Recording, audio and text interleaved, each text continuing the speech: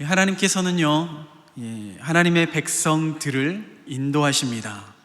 모두가 이 말에 공감하실 겁니다. 그런데 그 인도하심을 우리가 과연 그림으로 그릴 수 있을까? 당장 인도하심의 그 현장 속에서 우리가 그 하나님의 인도하심을 깨닫고 그 앞으로 나아갈 그 하나님의 뜻을 우리가 그려낼 수 있을까? 이런 생각을 해봅니다. 아마 누구도 하나님께서 나의 앞길을 인도하시는데 그 인도하신 장소가 어디인지, 어떠한 모습인지 쉽게 그릴 수는 없을 것 같아요. 아마 우리가 상상하기도 힘들 것 같습니다. 왜냐하면 하나님께서는 우리의 생각의 범주를 넘어서시는 분이시기 때문에 그래요. 우리가 상상할 수 있는 한계가 있잖아요. 그 한계를 벗어나는 분이시기 때문에 현재의 그 하나님께서 인도하심을 우리가 경험하면서도 불구하고 우리는 당장에는 그게 하나님의 인도하심이구나, 하나님의 은혜이구나 라고 고백하기보다는 이제 훗날 뒤를 돌아보면서 하나님께서 그때 그렇게 인도하셨구나, 이렇게 뒷북치면서 우리가 고백을 하게 되는 거죠. 자, 그러면 또 한번 이렇게 생각해 봤습니다. 만약 그러면 우리가 그 하나님의 인도하심을, 그 하나님의 뜻을 예측할 수 있는 분이라면, 그 하나님이 우리의 예측 안에 있다면 어떠한 분일까? 어떻게 될까?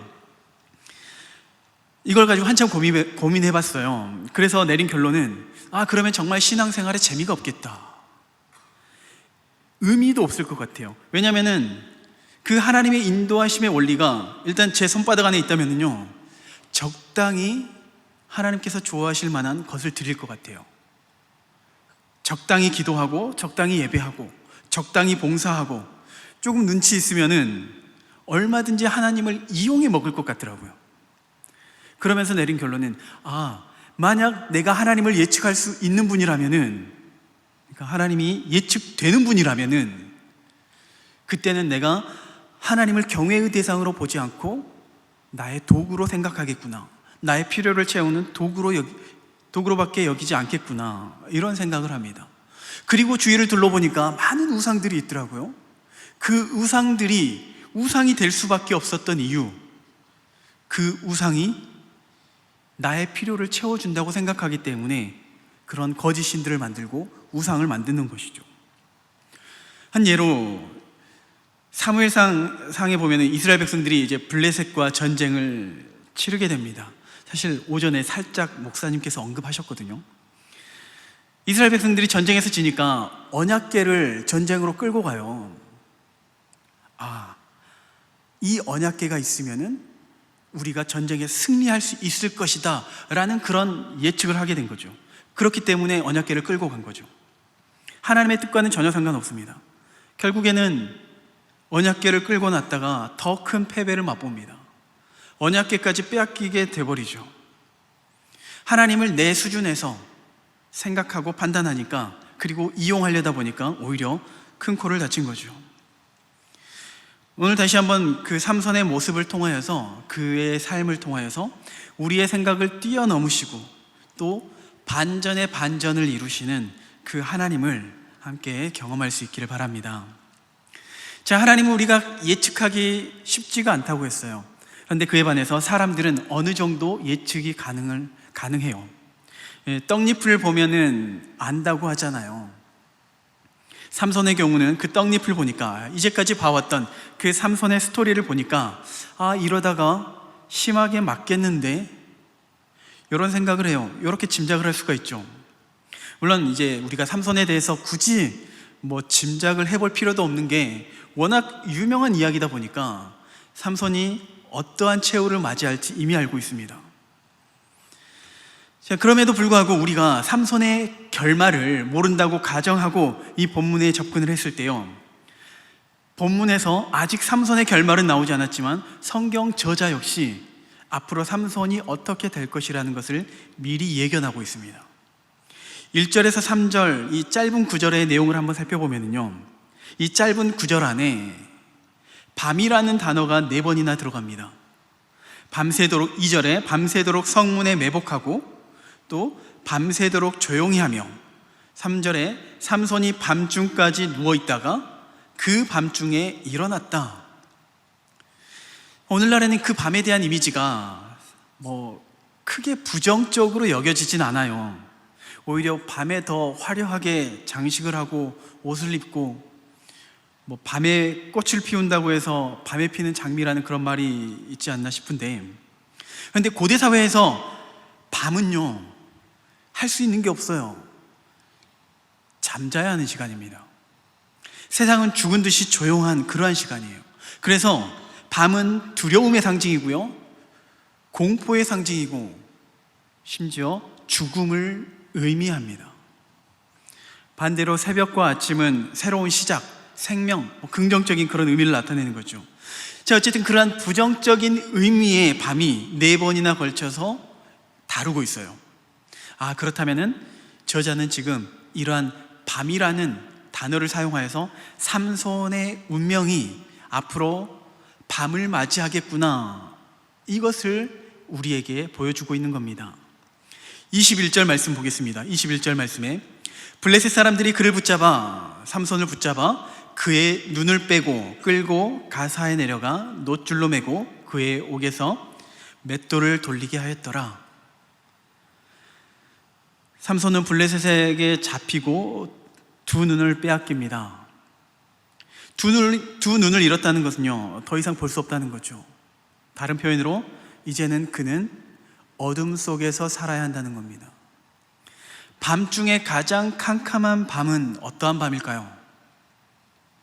불빛이 하나도 없고 달빛이 보이지 않는 그러한 한적한 시골.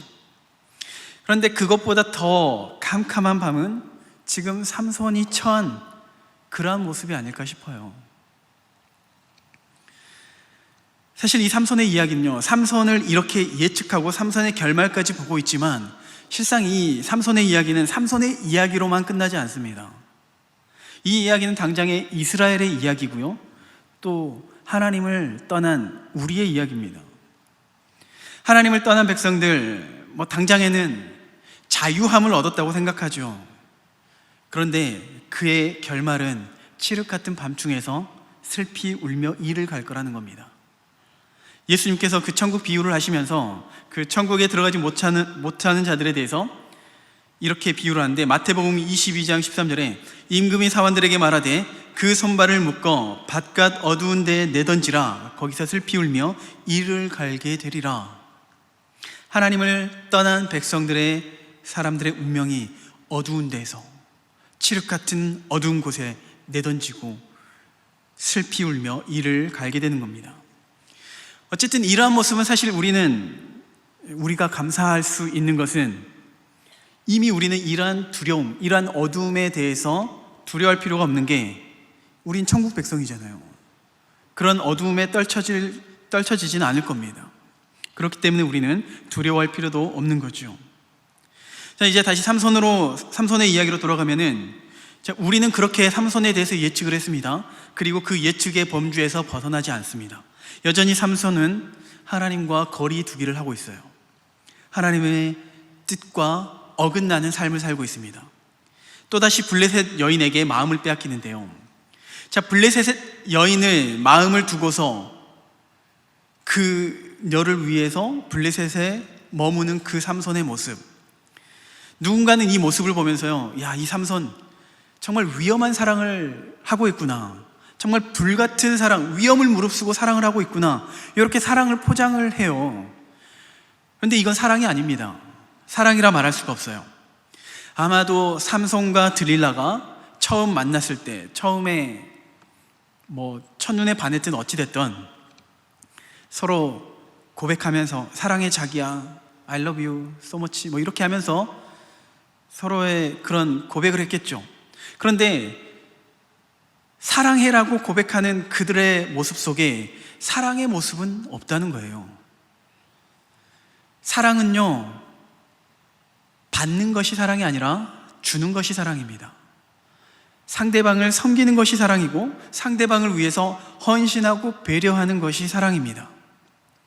드릴라는 삼손을 사랑한 게 아니라 삼손을 통해서, 삼손을 팔아서 부와 명예를 얻으려고 했죠.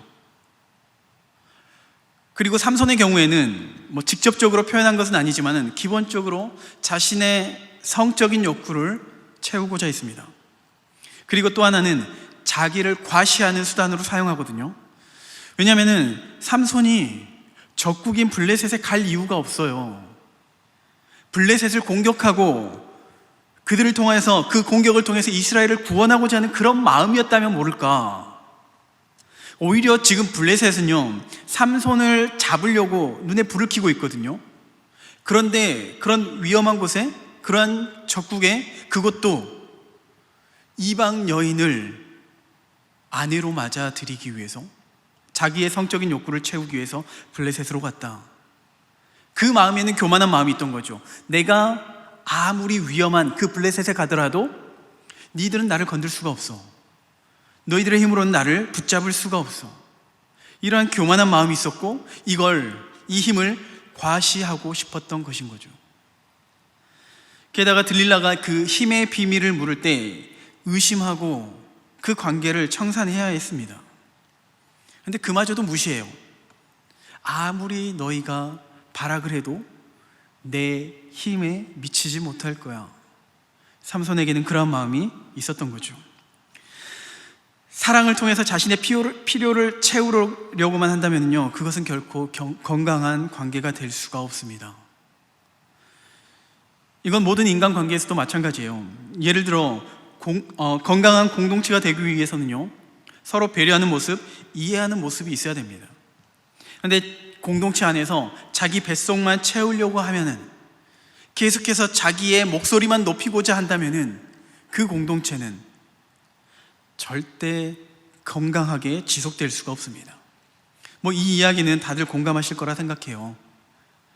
결과적으로 사람과의 관계이건 하나님과의 관계에서건 건강한 관계가 되려면은 내 중심이 되어서는 안 됩니다. 상대방을 이해하려고 노력하고, 상대방을 배려하려고, 상대방을 위해서 헌신하려고 하는 그러한 마음이 있어야 되는 거죠. 그러한 마음으로 상대방을 섬길 때 건강한 관계가 되는 것이고, 마찬가지로 하나님과의 건강한 관계가 맺어지게 되는 겁니다. 하나님께 나아가서 계속 주세요 주세요만 하는 그러한 모습은요, 성숙하지 못한 그리스도인이라는 거죠. 하나님과의 관계 속에서도 우리가 하나님을 위해서 헌신하고, 물론 그것이 하나님의 은혜로 왔기 때문에 우리가 감당할 수 있는 또 그러한 모습이 되어지는 거죠. 자, 그런 의미에서 삼손의 경우는 들릴라를 사랑하지 않았습니다. 들릴라뿐만이 아니라 하나님을 사랑하지도 않는 거죠. 역시나 삼손은 하나님께서 주시는 그 은사를 마치 처음부터 자기의 것인 양 과시하는 도구로 사용했습니다. 그리고 기분에 따라서 자기 마음대로 그 힘을 이용한 거죠. 삼손은 철저하게 하나님을 무시하고 기만하는 행위였습니다. 여기까지는 우리가 그 삼손의 모습을 보면서 충분히 예측 가능한 모습이에요. 그런데 예측할 수 없는, 우리의 상식에서는 벗어난 그 하나님의 은혜가 시작됩니다. 그럼에도 불구하고 하나님은 여전히 삼손을 인도하신다는 거예요. 우리의 생각으로는 진즉에 버렸어야 할 것 같아요. 내팽개쳤어야 할 것 같은데, 그럼에도 불구하고 삼손을 붙들어 주신다는 거죠. 자, 그 내용을 좀 더 구체적으로 살펴보면은, 일단 우리가 예상하는 대로 삼손은 계속해서 죄를 범하고, 그리고 인하여서 점점 더 하나님의 뜻에 벗어나는 모습을 보여주고 있습니다. 그리고 나서 이제 마침내 삼손은 자신의 비밀을 들릴라에게 알려주게 되죠. 알려주고 난 이후의 모습입니다. 20절에 들릴라가 이르되 삼손이여 블레셋 사람이 당신에게 들이닥쳤느니라 하니, 삼손이 잠을 깨며 이르기를 내가 전과 같이 나가서 몸을 떨치리라 하였으나 여호와께서 이미 자기를 떠나신 줄을 깨닫지 못하였더라. 자, 20절의 내용, 20절 하반절에 여호와께서 이미 자기를 떠나신 줄을 깨닫지 못하였더라. 이제야 하나님이 삼손을 버리셨구나. 좀 늦은 감이 있지만은 이게 당연하다고 생각되어져요. 인과응보인 거죠. 그리고 그 모습을 한번 생각해 볼게요. 삼손의 그 모습이 얼마나 비참할까. 하나님이 삼손을 버렸기 때문에, 떠났기 때문에 그 모습이 얼마나 비참할까. 지금 이 사사기를 읽고 있는 우리들의 경우, 그리고 독자들, 처음 그 사사기를 통해서 삼손의 이야기를 접했던 그 사람들은요, 이미 알고 있어요. 왜냐하면 저자가 이렇게 말해주고 있기 때문에요. 저자가 삼손에게서 하나님이 떠났다라고 말해주고 있기 때문에 모두가 다 알고 있는 사실이에요. 그런데 삼손만 모르고 있습니다. 삼손만 모른 채 여전히 어깨에 힘주면서 과시를 하는 거죠. 그 모습이 얼마나 처량해 보이고 비참해 보이고 어리석어 보이는지요. 그런데 이 글을 읽고 있던 처음 독자들, 이스라엘 백성들을 한번 생각해 볼게요. 이스라엘 백성들은 이미 저자가 삼손에게서 하나님이 떠났다라고 말하니까, 아유 참 삼손 바보 같네, 떠난지도 모르고 자기 힘을 과시하고 있네, 이렇게 처음에는 좀 비아냥거리기도 하고 좀 그랬을 거예요. 지 무덤 지가 팠지 뭐, 잘 됐네, 이렇게 이야기를 했을 것 같아요. 그런데 곰곰이 생각해보고 자신의 환경을 돌아보면요, 이 삼손의 환경이 낯설지가 않아요. 이스라엘 백성들을 생각해보면요, 그들은 선민 사상을 가지고 있습니다.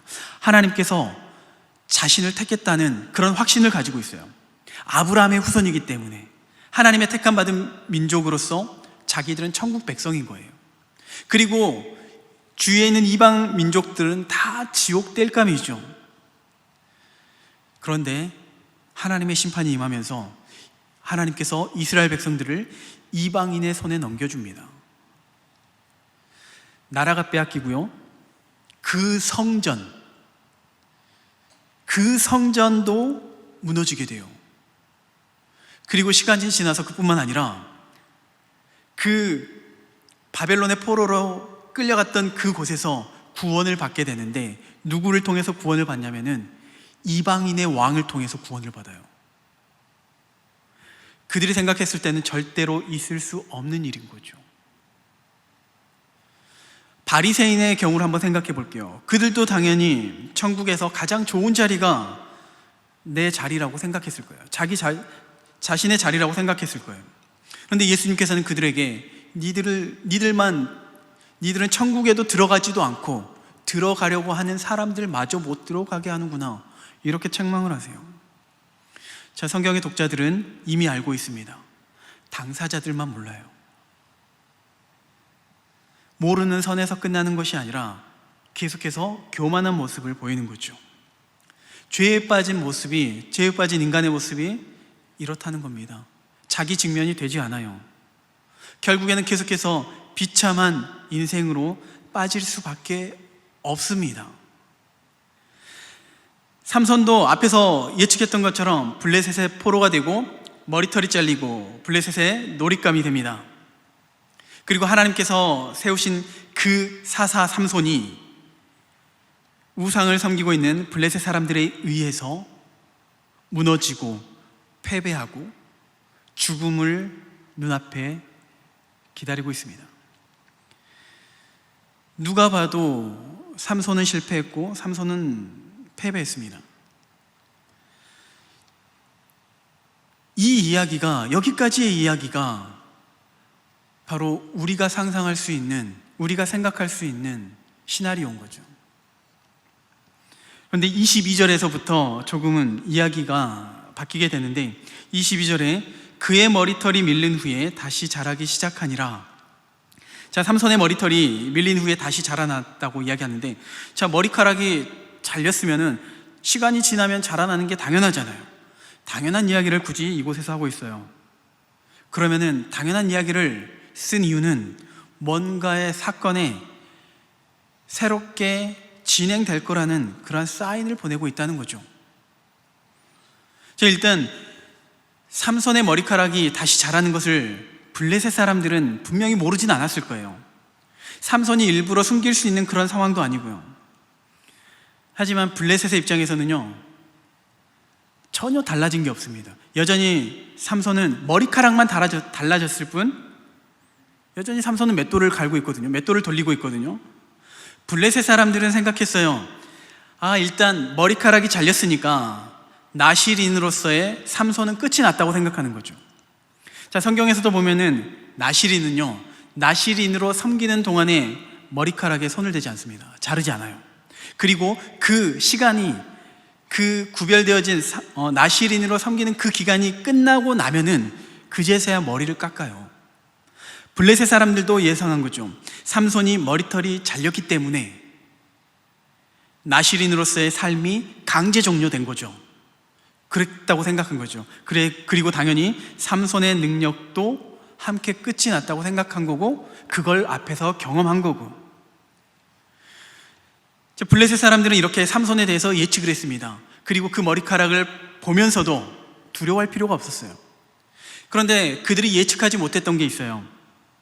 삼손에 대해서는 예측하고 예견했지만은 삼손을 통해서 일하시는 하나님에 대해서는 예측할 수가 없었어요. 사실 오늘 본문의 싸움은요, 삼손과 블레셋 사람들의 대결로 보이지만 사실상 하나님과 블레셋의 우상인 다곤과의 싸움이에요. 하나님과 우상과의 싸움이거든요. 그리고 그 싸움에서 과연 누가 더 강한 신인가? 그렇다면 이스라엘 백성들은 누구를 섬겨야 하는가? 그것을 우리에게 보여주고 있습니다. 앞서 14장에서 삼손이 사사로 있을 때 블레셋이 이스라엘을 다스린다고 했거든요. 또 15장에서는 유다 백성들이 삼손에게 뭐라고 얘기했냐면은 15장 11절에 유다 사람 3,000명이 에담 바위 틈에 내려가서 삼손에게 이르되 너는 블레셋 사람이 우리를 다스리는 줄을 알지 못하느냐. 자, 여기서 말하는 블레셋의 압제는요, 그냥 물리적인 것만을 의미하지 않아요. 바로 영적 전쟁에서 자신들의 우상이, 자신들의 신인 블레셋이 이스라엘의 신을 이겼다고 생각하는 거예요. 그나마 삼손 때문에 애를 먹고 있었는데 그 삼손마저도 무찔렀습니다. 그래서 블레셋의 신이 이스라엘의 신보다 훨씬 강하다고 생각한 거죠. 그리고 더 이상의 반전은 없을 것이라고 생각을 했습니다. 마찬가지로 우리의 시선에도 마찬가지예요. 우리의 인간적인 눈으로 이 삼손의 모습을 보면요, 이스라엘의 모습을 보면은 더 이상 역전할 수 있는 기회는 없는 것처럼 보여요. 삼손이 무너졌기 때문에요. 마지막 소망이었던 그 삼손이 무너졌기 때문에요. 그런데 하나님의 역사는 여기서 끝나지 않습니다. 삼손이 두 눈이 뽑힌 채 블레셋을 위해서 제주를 부리게 됩니다. 그때 삼손은 자기를 인도하는 소년에게 그 집을 버틴 기둥으로 인도해 달라고 요청하죠. 그리고 처음이자 마지막으로 하나님께 간구합니다. 28절 말씀 우리 함께 읽어보겠습니다. 28절 함께 읽습니다. 삼손이 여호와께 부르짖어 이르되 주 여호와여 구하옵나니 나를 생각하옵소서. 하나님이여 구하옵나니 이번만 나를 강하게 하사 나의 두 눈을 뺀 블레셋 사람에게 원수를 단번에 갚게 하옵소서. 이전의 삼손의 모습은 자기 소견에 옳은 대로 행했죠. 망나니와 같은 그러한 삶을 살았어요. 그런데 이제는 어쩌면은 그 고난의 시간 동안 그가 회심했는지 모르겠어요. 그리고 이 기도 속에서, 이 기도를 하게 되고 이 기도 속에서 겸손한 삼손의 모습을 발견하게 됩니다. 그리고 하나님의 주권을 고백하게 되죠. 또 이번만 나를 강하게 하소서, 이러한 고백을 통해서요, 삼손은 이전에 하나님께서 내게 주셨던 그 힘과 능력이 당연히 내 것이라고 생각했거든요. 그런데 그 하나님의 은혜를 의존할 수밖에 없는 존재이구나 라는 것을 고백하고 있는 겁니다. 그리고 히브리서 11장에 삼손을 믿음의 사람으로 등장하죠. 오늘 바로 삼손의 기도 속에 그 이유가 있는 겁니다. 하나님의 주권을 인정하고 하나님을 내 삶의 왕으로 고백하는 그러한 모습입니다.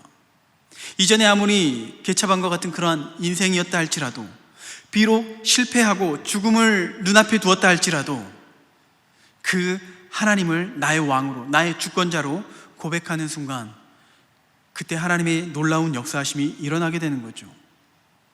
바로 삼손이 가장 연약하고 비참했던 그 순간, 모든 것이 끝났다라고 생각하는 순간, 우리의 생각으로는 사람의 생각으로는 더 이상 어쩔 수가 없겠구나 라고 생각되어지는 순간 하나님께서는 삼손을 통해서 위대한 승리를 하게 하십니다.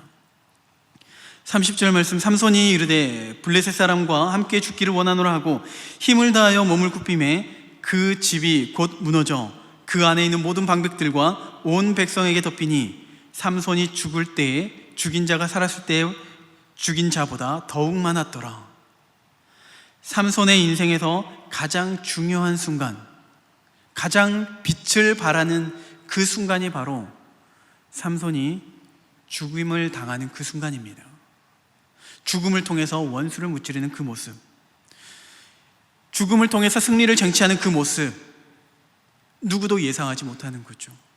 하나님의 일하는 방식을 감히 누구도 상상할 수 없는 반전의 이야기입니다. 그리고 그 반전의 이야기가 여기에서만 등장하는 것이 아니라요, 사실 이 삼손의 이야기를 통하여서 궁극적으로 우리에게 비춰주는 모습이 있다면 바로 예수 그리스도의 모습입니다. 물론 예수님은요, 삼손과는 달리 자신의 교만함이나 자기죄로 인하여서 십자가에 달리지 않았어요. 그러나 결과적으로 예수님은 십자가에서 가장 비참하고 가장 무기력한 모습으로 죽음을 맞이하게 됩니다. 마치 그 모습만 보면요, 종교 지도자들의 승리예요. 그리고 사탄의 계획이 완성된 것처럼 보여요. 하지만 하나님께서는요, 그 예수님의 죽음을 통해서 사탄을 무찌르시고요, 그 사탄에게 사로잡혀 있었던 하나님의 백성들을 구원하는 그 구원의 역사를 이루시게 되는 겁니다. 삼손의 죽음은 바로 하나님의 구원의 계획이 어떻게 성취될 것인가를 미리 보여주고 있는 그런 예표인 겁니다. 가장 낮아지고 가장 비참해지는 방법으로 겸손하고 자신의 모든 것을, 모든 영광을 떨쳐버리고 낮고 낮은 자세로 하나님의 뜻을 성취하는 그 예수님의 모습을, 그 예수님의 구원의 역사를 지금 맛보게 하시는 거죠. 이것이 바로 복음입니다. 연약하고 실패한 것 같지만, 또 죽음으로 끝이 난 것 같지만, 그 죽음이 끝이 아니라, 그 연약함이 끝이 아니라 하나님의 능력이 시작되는 순간입니다. 하나님께서 역사하시는 그러한 그 놀라운 현장이 시작되는 겁니다. 이건 우리 기독교의 역사 속에서도 마찬가지예요. 초대교회가 로마의 황제들에 의해서 많은 고난을 당했습니다. 핍박을 당했죠. 그리고 많은 성도들이 순교를 당했습니다. 누가 보더라도 기독교는 사그라질 것 같아요. 멸망할 것 같았어요. 그런데 오히려 기독교가 더 확장이 돼요. 복음이 더 확산이 됩니다. 터툴리안이 이런 말을 남겼는데요, 순교자의 피는 교회의 씨앗이다. 초대교회의 많은 순교자들의 피가 흘려졌지만은요, 그 피가 기독교의 종말을 이야기하는 것이 아니라 기독교의 시작을 이야기했다는 겁니다. 교회의 시작을 말하는 것이었습니다. 제가 태어나고 자랐던 증도에서도 이런 사건이 있었습니다. 우리가 흔히 섬 사람들이라고 생각하면은요, 주로 바다를 생업으로 하기 때문에 굉장히 거친 면들이 있거든요. 해마다 우상을 섬기고 풍어제를 하면서 완악하고 또 우상이 가득한 곳이 바로 바닷가, 특히 섬이라고 할 수 있어요. 그런데 그 섬에 젊은 과부가 복음을 들고 찾아왔습니다. 섬 마을을 돌아다니면서 복음을 전했고요, 마을의 어르신들을 섬겼습니다. 그리고 어느 정도 시간이 지나서 성도가 생겨나기 시작했어요. 드디어 이제 열매가 맺혀지는 것 같아요. 그때 공산당이 섬에 들어왔습니다. 공산당이 섬에 들어와서 마침 그 여전도사님은 섬 밖에 있었는데 그 소식을 듣고 공산당이 성도들을 괴롭힌다는 것, 마을 사람들을 괴롭힌다는 것을 듣고 섬으로 들어왔습니다. 연약한 여자의 몸으로 다시 섬으로 들어온 거죠. 그리고 그곳에서 순교를 당했습니다. 그때까지만 하더라도요, 섬에 있는 우상의 세력이 이긴 것 같아요. 그런데 그 사건을 계기로 증도는 기독교 복음화율이 95%를 넘는 예수 믿는 섬으로 바뀌게 되었습니다. 이것이 정말 하나님의 역사하심이죠. 이것이 정말 복음의 능력이라는 겁니다. 마치 세상 사람들이 보았을 때는요, 어리석고 미련한 것 같고 실패한 것 같고 죽은 것 같지만 하나님께서 일하시면은요, 하나님께서 함께 하시면은요, 하나님의 놀라운 능력을 경험하게 됩니다. 그 방법은 누구도 알지 못해요. 누구도 예상치 못한 방법으로 하나님께서 능력을 행하시는 거죠. 우리는 종종 하나님의 그 능력에 대해서 쉽게 판단하는 경우가 있습니다. 언제 그러냐면요, 하나님의 말씀이 선포되어져요. 하나님의 말씀에 선포되어질 때 과연 내가 이 말씀에 순종해봤자, 내가 하나님 앞에 기도를 해봤자 내 삶에 어떤 변화가 있을까? 오늘 사역반 오리엔테이션이 있었습니다. 많은 사람들이 제자 훈련과 사역 훈련에 대해서도 부정적으로 생각하는 경우가 있어요. 과연 이 훈련을 받아봤자, 우리의 생각으로 하나님을 판단하기 때문에 그래요. 하나님의 뜻을 제안하기 때문에 그래요. 그리고 그 생각에 사로잡히게 되면요, 하나님을 나의 왕으로 모시는 것이 아니라, 하나님의 말씀에 순종하는 것이 당연한 것이 아니라, 먼저는 잣대를 재보고, 이건 아닌 것 같은데, 하나님 그건 아니죠. 하나님을 판단해요. 하나님을 판단하면서 더 이상 하나님을 찾질 않아요. 하나님을 더 이상 왕으로 모시지 않습니다. 그러한 역사의 반복이 바로 사사기의 내용이에요. 하나님께 구할 필요가 없으니 세상으로 눈을 돌리는 거죠. 세상으로 눈을 돌리면서 세상의 것을 추구하면서 우상을 섬기면서 마치 그것이 나의 왕인 양, 나의 전부인 양, 그것을 섬기면서 살아가게 되는 겁니다. 하나님의 백성이었지만, 하나님의 자녀이지만 그 하나님의 능력을 누리지 못한 채 오히려 그 대적에게 속임받고 그들을 왕으로 섬기고 그들로 인하여서 고통당하고, 그러한 모습이 계속해서 반복되어진다는 겁니다. 우리의 신앙생활에서 정말 중요한 것이 있다면 하나님을 바르게 하는 것이죠. 하나님이 어떠한 분이신가, 무슨 일을 하셨는가, 그 하나님에 대해서 아는 게 너무나도 중요합니다. 그 하나님은, 다시 한번 우리가 말하는 것은, 하나님은 죽이기도 하시고 살리기도 하시는 분이세요. 천지 만물을 창조하시고 없는 것을 있는 것처럼 나타내 보이시는 분이세요. 불가능이 없으신 분이세요. 죽음조차도 하나님의 역사하심을 가로막을 수가 없습니다. 하나님의 능력은 능치 못함이 없는 겁니다. 그런데 우리는 자꾸 그 삼손을 바라보면서 삼손의 머리카락을 통하여서, 삼손의 머리카락에서 힘이 나오는 것이 아닌가라고 생각하면서 하나님을 제안하는 거예요. 삼손의 힘의 근원이 어디입니까? 하나님이 삼손과 함께 하셨기 때문이에요.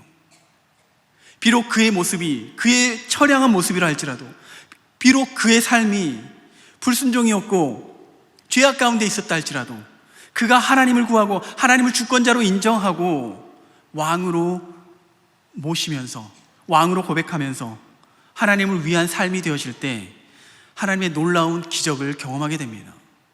하나님의 능력을 경험하는 그러한 삶이 되어지는 것입니다. 우리의 신앙생활 가운데 그러한 하나님을 붙들고 나아갈 수 있기를 소망합니다. 내 앞에 있는 작은 문제들, 여러 가지 큰 문제들을 바라보면서 우리의 계산으로 이거는 안 될 것 같은데, 힘들 것 같은데, 이러한 생각이 들 때마다 사탄아 물러거라 기도하시고 전능하신 하나님을 붙드시길 바랍니다. 그 전능하신 하나님이 나의 인도자가 되시고 나의 왕이 되신다라는 것을 선포하시면서 나아갈 수 있기를 소망합니다. 죽음조차 막을 수 없는 그 하나님의 능력을 경험하는 우리 모두가 될 수 있기를 간절히 소망합니다.